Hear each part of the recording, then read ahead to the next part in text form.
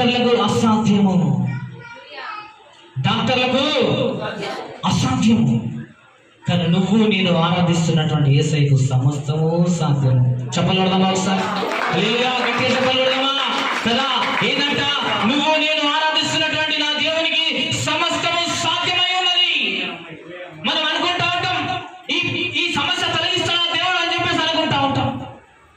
మనం అనుకుంటా ఉంటాం ఈ కొండలాంటి సమస్యను దేవుడు తీసేస్తాడా అని చెప్పేసి అనుకుంటా ఉంటాం. మనం అనుకుంటా ఉంటాం ఈ మూర్ఖులు మారుస్తాడా అని చెప్పేసి అనుకుంటా ఉంటాం.